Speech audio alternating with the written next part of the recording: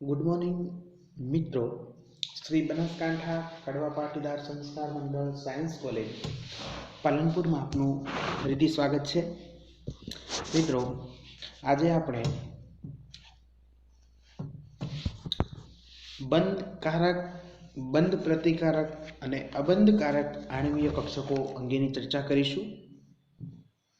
તો સૌથી પ્રથમ જોઈશું બંધકારક અણુકક્ષક. જે અણુકક્ષકની શક્તિ પરમાણુ કક્ષકોની શક્તિ કરતાં ઓછી હોય અને ઇલેક્ટ્રોન પરમાણુ કક્ષકમાં રહેવાને બદલે અણુ કક્ષકમાં દાખલ થઈ બંધ બનાવે તો તે અણુકક્ષકને બંધકારક અણુકક્ષક કહેવાય છે. એટલે કે આણ્વીય કક્ષકની જે શક્તિ હોય એ શક્તિ પરમાણુય કક્ષકોની શક્તિ કરતાં ઓછી હોય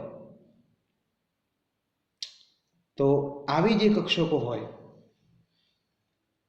એ કક્ષકો બંધકારક આણ્વીય કક્ષકો કહેવાશે, જેને સાઈ પ્લસ અથવા તો સાઈ બી દ્વારા દર્શાવવામાં આવે છે. સાઈ પ્લસનો અર્થ એ થાય છે કે તરંગ વિધેય સમગ્રપણે એક સરખું ચિહ્ન ધરાવે છે અને કક્ષકને કોઈ નિસ્પંદન બિંદુ હોતું નથી. સાઈ પ્લસમાં સંયોજાતા બે પરમાણુ કેન્દ્રો વચ્ચે ઇલેક્ટ્રોન ઘનતા વધે છે અને ઇલેક્ટ્રોન ઘનતા વધવાને લીધે બંધ રચાય છે. બંધકારક અણુકક્ષકમાં રહેનાર ઇલેક્ટ્રોનને બંધકારક ઇલેક્ટ્રોન કહેવામાં આવે છે અને આ બંધકારક ઇલેક્ટ્રોન એ અણુને સ્થિરતા પ્રદાન કરવાનું કામ કરે છે. અહીં એ અને બી બે પરમાણુના કેન્દ્રો છે. કોઈપણ પરમાણુની ઇલેક્ટ્રોન ઘનતા તેના તરંગ ફલનના વર્ગ બરાબર હોય છે. સાઈ એનો સ્ક્વેર અને સાઈ બીનો સ્ક્વેર અનુક્રમે પરમાણુ એ અને બી બે અલગ કેન્દ્રોની ઇલેક્ટ્રોન ઘનતા દર્શાવે છે. સાઈ પ્લસનો સ્ક્વેર અથવા તો સાઈ બીનો સ્ક્વેર એ બંધકારક અણુકક્ષકની ઇલેક્ટ્રોન ઘનતા દર્શાવે છે. આમ પરમાણુય કક્ષકોના રૈખિક સંગઠન પદની પદ્ધતિ મુજબ સાઈ પ્લસ અથવા psi B is equal to psi A plus psi B. Psi પ્લસનો સ્ક્વેર બરાબર સાઈ એ પ્લસ સાઈ બીનો સ્ક્વેર આવું થશે મિત્રો. સાઈ પ્લસનો square is equal to psi એનો square plus twice psi A into psi B plus psi બીનો square. એટલે કે સાઈ પ્લસનો સ્ક્વેરમાં સાઈ એનો સ્ક્વેર પ્લસ સાઈ બીનો સ્ક્વેર કરતા twice psi A into psi બી જેટલી ઇલેક્ટ્રોન ઘનતા વધારે છે અને ઇલેક્ટ્રોન ઘનતા વધવાને લીધે બંધ રચાય છે, જે આપ આકૃતિમાં જોઈ શકો છો. ઇલેક્ટ્રોન વીજભાર ઘનત્વ એટલે ઇલેક્ટ્રોન ઘનતા અને આંતરકેન્દ્રીય અંતર વચ્ચેનો ગ્રાફ છે. તો આ ગ્રાફમાં સાઈ એની ઘનતા અને સાઈ બીની ઘનતા કરતા twice psi A into psi બી જેટલી ઇલેક્ટ્રોન ઘનતા વધારે છે, જે આપણને ગ્રાફની અંદર બ્લેક શેડિંગથી દર્શાવેલ છે એ આપ જોઈ શકો છો. અને આ ઘનતા વધારે હોવાને લીધે બંધ રચાય છે. બે બિંદુઓ એ અને બી યોગ્ય બંધ લંબાઈએ બે કેન્દ્રોની હાજરી સૂચવે છે. સાઈ એ સાઈ પ્લસ અથવા તો સાઈ બીનો સ્ક્વેર નો આલેખ અણુના બે કેન્દ્રો વચ્ચે મહત્તમ ઇલેક્ટ્રોન ઘનતા દર્શાવે છે. આ ઇલેક્ટ્રોન ઘનતા આ બે પરમાણુ વચ્ચેના બંધ નિર્માણ માટે જવાબદાર હોય છે. આ ઘનતાને આલેખમાં સીધી લીટી દ્વારા દર્શાવેલ છે, જેનું મૂલ્ય twice psi A into psi બી બરાબર થાય છે. ત્યારબાદ મિત્રો બંધ પ્રતિકારક અથવા તો પ્રતિબંધકારક આણ્વીય કક્ષક સાઈ માઇનસ અથવા તો સાઈ સ્ટાર ની ચર્ચા કરીશું. તો જે અણુ કક્ષકની શક્તિ પરમાણુ કક્ષકોની શક્તિ કરતાં થોડીક વધુ હોય અને ઇલેક્ટ્રોન માટે ઓછું લાભદાયી હોવાથી ઇલેક્ટ્રોનને આ કક્ષકમાં દાખલ થવા માટે વધુ શક્તિની જરૂર પડે છે. આવી આણ્વીય કક્ષકો પ્રતિબંધકારક અણુકક્ષક તરીકે ઓળખાય છે. તો જે આણ્વીય કક્ષકની શક્તિ એ પરમાણુય કક્ષકની શક્તિ કરતાં વધુ હોય તો આવા સંજોગોમાં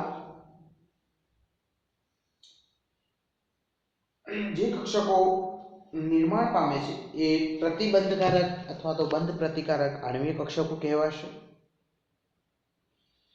આવી અણુકક્ષક પ્રતિબંધકારક અણુકક્ષક તરીકે ઓળખાય છે, જેને સાઈ માઇનસ અથવા તો સાઈ સ્ટાર અથવા સાઈ એ વડે દર્શાવવામાં આવે છે. આ આણ્વીય કક્ષકમાં ઇલેક્ટ્રોનની હાજરીથી સંયોજાતા બે પરમાણુ કેન્દ્રો વચ્ચે ઇલેક્ટ્રોન વીજભાર ઘનતા ઘટે છે. તેથી આ અણુકક્ષકો બંધ બનાવવામાં મદદરૂપ થતી નથી, પરંતુ અવરોધરૂપ રહે છે. વળી LCAO મુજબ પરમાણુય કક્ષકોના રૈખિક સંગઠન પદ્ધતિ મુજબ સાઈ માઇનસ અથવા તો psi star is equal to psi A minus psi B. Psi minus નો સ્ક્વેર અથવા તો સાઈ સ્ટાર નો square is equal to psi A minus psi B નો સ્ક્વેર થશે. તો સાઈ માઇનસ નો સ્ક્વેર અથવા સાઈ સ્ટાર નો square is equal to psi A નો square minus twice psi A into psi B plus psi B નો square. આમ psi minus નો સ્ક્વેર અથવા તો સાઈ સ્ટાર નો સ્ક્વેરમાં બે અલગ અલગ પરમાણુ કક્ષકોની વીજભાર ઘનતાના સરવાળા કરતા twice psi A into psi બી જેટલી ઇલેક્ટ્રોન ઘનતા ઓછી છે, જે આ આકૃતિમાં જોશો.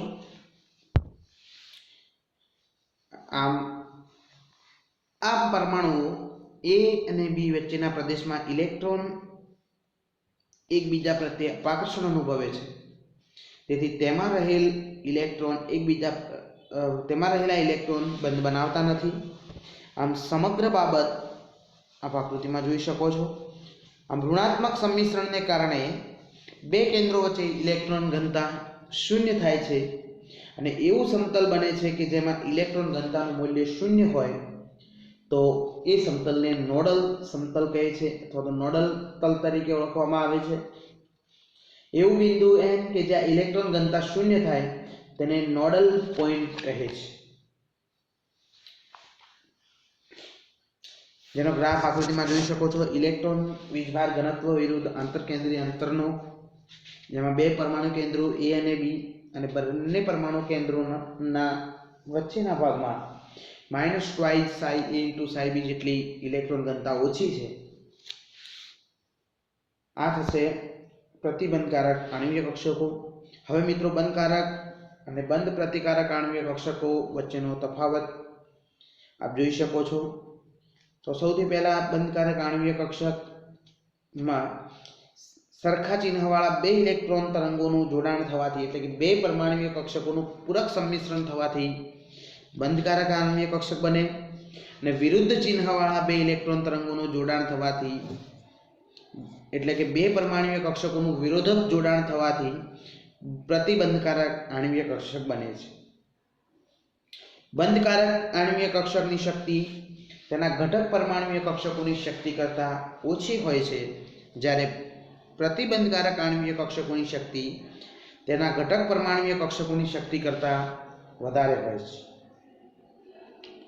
બંધકારક આણ્વીય કક્ષકમાં ઇલેક્ટ્રોન ભરાય છે તો બંને પરમાણુ કેન્દ્રો પ્રબળ આકર્ષણ અનુભવી અને બંધ રચે છે, જ્યારે બંધ પ્રતિકારક આણ્વીય કક્ષકમાં ઇલેક્ટ્રોન ભરાય તો તે પરમાણુઓ વચ્ચેના બંધનો પ્રતિકાર કરે છે. બંધકારક આણ્વીય કક્ષક બંને પરમાણુના ન્યુક્લિયસ પર છવાયેલી હોય છે, એટલે કે બંને પરમાણુ ન્યુક્લિયસ વચ્ચે ઇલેક્ટ્રોન ઘનતા ઊંચી હોય છે અને તેથી તે બંને ન્યુક્લિયસ પ્રબળ આકર્ષણ અનુભવે છે કે જે બંને પરમાણુઓ વચ્ચેના બંધની નિર્માણની સમજૂતી આપે છે, જ્યારે બંધ પ્રતિકારક આણ્વીય કક્ષકના બંને ન્યુક્લિયસ પર છવાયેલી હોતી નથી, એટલે કે બંને પરમાણુઓના ન્યુક્લિયસ વચ્ચે ઇલેક્ટ્રોન ઘનતા ઓછી હોય છે અને તેથી તે બંને ન્યુક્લિયસ વચ્ચેનું ઉપાકર્ષણ ઊંચું હોય છે કે જે પરમાણુ વચ્ચે બંધનો પ્રતિકાર કરે છે. હવે મિત્રો અબંધકારક આણ્વીય કક્ષકની ચર્ચા કરીશું. તો બંધકારક અને બંધ પ્રતિકારક આણ્વીય કક્ષકો નિપજાવવા માટે પરમાણુની સંયોજકતા કોષની પરમાણુ કક્ષકો સંમિશ્રણ પામે છે. સંયોજકતા કક્ષકો સિવાયની આંતર સમૃદ્ધ કોષની કક્ષકોના ઇલેક્ટ્રોન પાડોશી પરમાણુઓના ન્યુક્લિયસ વડે અસર પામતા નથી અને તેથી તેમને અબંધકારક આણ્વીય કક્ષક કહેવામાં આવે છે. આ આણ્વીય કક્ષકોની શક્તિ પરમાણ્વીય કક્ષકોના જેટલી જ હોય છે અને આવી આણ્વીય કક્ષકોને k વડે દર્શાવવામાં આવે છે. બંધકારક આણ્વીય કક્ષક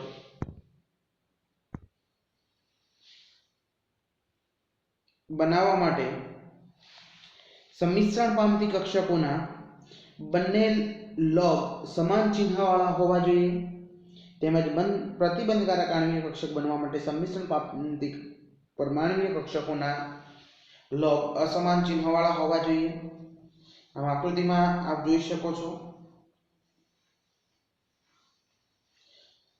પરમાણ્વીય કક્ષકોના જોડાણમાં પ્લસ સાથે પ્લસના સમાન અતિવ્યાપનથી જેટલી સ્થિરતા પ્રાપ્ત થાય તેટલી જ અસ્થિરતા પ્લસ અને માઇનસના સમાન અતિવ્યાપનથી પ્રાપ્ત થાય છે. પરિણામે આવા કિસ્સામાં શક્તિનો કુલ ફેરફાર થતો નથી. આમ આવી પરમાણ્વીય કક્ષકોના સંમિશ્રણથી અબંધકારક આણ્વીય કક્ષકો બને છે. આકૃતિમાં આણ્વીય કક્ષકો જોઈ શકો છો.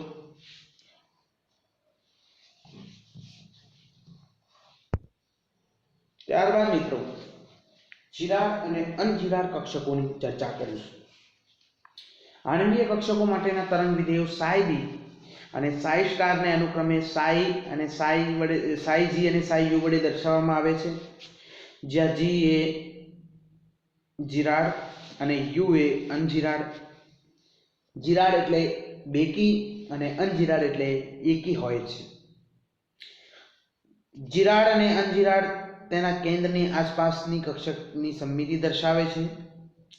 જ્યારે કક્ષકને તેના કેન્દ્રની આસપાસ પરાવર્તિત કરવામાં આવે એટલે કે x, y અને z નું -x, -y અને -z માં વિસ્થાપન થાય ત્યારે જો psi નું ચિહ્ન બદલાય નહીં તો તેને જીરાડ કક્ષકો કહે છે. પરંતુ જો psi નું ચિહ્ન બદલાય તો તેને અનજીરાડ કક્ષકો કહેવામાં આવે છે. હવે મિત્રો બંધ ક્રમાંક જોઈશું. બોન્ડ ઓર્ડર એટલે શું? તો બંધકારક આણ્વીય કક્ષકમાંના ઇલેક્ટ્રોન બંધ નિર્માણમાં મદદ કરે છે, જ્યારે પ્રતિબંધકારક આણ્વીય કક્ષકમાંના ઇલેક્ટ્રોન બંધનો પ્રતિકાર કરે છે. તો અણુમાંના બે સંયોજાતા પરમાણુઓ વચ્ચે આવેલા સહસંયોજક બંધની સંખ્યાને બંધ ક્રમાંક કહે છે. તો બંધ ક્રમાંકની વ્યાખ્યા જોઈશું. તો બંધકારક આણ્વીય કક્ષકમાંના ઇલેક્ટ્રોનની સંખ્યા અને બંધ પ્રતિકારક આણ્વીય કક્ષકમાંના ઇલેક્ટ્રોનની સંખ્યાના તફાવતને 2 વડે ભાગવાથી મળતી સંખ્યાને બંધ ક્રમાંક કહે છે. તો સૂત્ર જોઈશું એનું મિત્રો. તો બંધ ક્રમાંક બરાબર 1/2 બંધકારક આણ્વીય કક્ષકમાં રહેલા ઇલેક્ટ્રોનની સંખ્યા માઈનસ બંધ પ્રતિકારક આણ્વીય કક્ષકોમાં રહેલા ઇલેક્ટ્રોનની સંખ્યા. તો BO is equal to 1/2 NBMO minus NAMO, જ્યાં n બરાબર ઇલેક્ટ્રોનની સંખ્યા. હવે મિત્રો બંધ ક્રમાંકની અગત્યતાની ચર્ચા કરીશું. બંધ ક્રમાંકની અગત્યતા, તો જો કોઈ પરમાણુ માટે તેનો બંધ ક્રમાંક જાણતા હોઈએ તો બંધ ક્રમાંકની મદદથી વિવિધ બાબતો જાણી શકાય છે. સૌથી પ્રથમ જોઈશું મિત્રો, જો બંધ ક્રમાંકનું મૂલ્ય ધનાત્મક હોય એટલે કે પોઝિટિવ હોય તો NBMO greater than NAMO, તો સ્પષ્ટ છે કે અણુ સ્થાયી હશે, તેનું સ્વતંત્ર અસ્તિત્વ શક્ય છે. પરંતુ અણુનું સ્વતંત્ર અસ્તિત્વ ત્યારે શક્ય બનતું નથી જ્યારે બંધ ક્રમાંકનું મૂલ્ય 0 હોય, એટલે કે NBMO is equal two NaMO હોય કે ઋણાત્મક હોય NBMO લેસ ધેન NaMO હોય. ત્યારબાદ બંધ લંબાઈ હંમેશા બંધ ક્રમાંકના વ્યસ્ત પ્રમાણમાં હોય છે. તેથી બંધ ક્રમાંકનું ઊંચું મૂલ્ય બંધ લંબાઈનું નીચું મૂલ્ય દર્શાવે છે અને તે બંધની મજબૂતાઈને પ્રદર્શિત કરે છે. અણુમાં હાજર સહસંયોજક બંધની સંખ્યાનું અનુમાન બંધ ક્રમાંક પરથી કરી શકાય છે. બંધ ક્રમાંક બરાબર સહસંયોજક બંધની સંખ્યા. બંધ ક્રમાંક ઉપરથી અણુના ચુંબકીય ગુણધર્મ અંગેનું પણ અનુમાન લગાવી શકાય છે. જો અણુનો બંધ ક્રમાંક અપૂર્ણાંક હોય તો તે અણુ ચોક્કસપણે અનુચુંબકીય હશે, પરંતુ બંધ ક્રમાંક જો પૂર્ણાંક હોય તો તે અણુ પ્રતિચુંબકીય હોઈ પણ શકે અથવા ન પણ હોય. અણુની વિયોજન ઉષ્મા બંધ ક્રમાંકના સમપ્રમાણમાં હોય છે. બંધ ક્રમાંકનું ઊંચું મૂલ્ય અણુના ઊંચા વિયોજન ઉષ્માના મૂલ્યને કારણે તે અણુનું સ્થાયિત્વ દર્શાવે છે. થેન્ક યુ મિત્રો. નેક્સ્ટ લેક્ચરમાં આપણે આણ્વીય કક્ષકોના પ્રકાર અને આણ્વીય કક્ષકોના શક્તિ સ્તર આલેખની ચર્ચા કરીશું. આભાર.